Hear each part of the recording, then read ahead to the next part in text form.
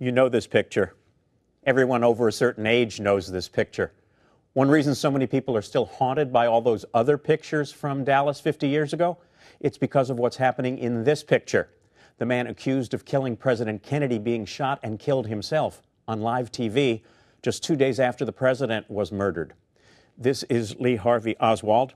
This is Jack Ruby, the Dallas nightclub owner who killed him. But this man, the man in the big Stetson hat, I'd always had a question for this man, and I finally got to ask it.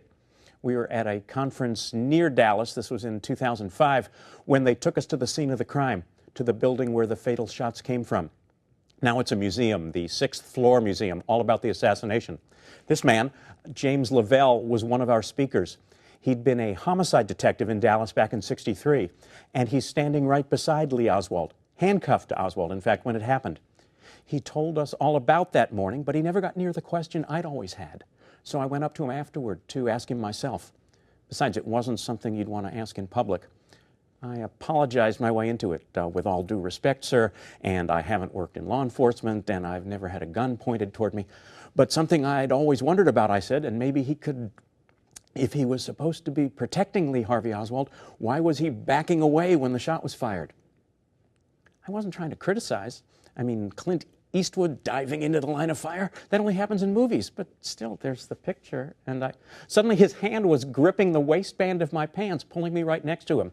Jim Lavelle was going to demonstrate. He was standing alongside Oswald, true, and when Jack Ruby darted out of the crowd, gun drawn, he had only moments to react. So what he tried to do, he told me, was yank Oswald out of the way, out of danger.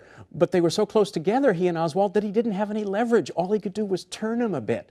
It wasn't enough. And then he showed me what he'd been trying to do. He yanked back on my waistband, and Jim Lavelle, who was in his mid-80s by this time, practically threw me across the room. It was exactly what I deserved, but at least I had my answer.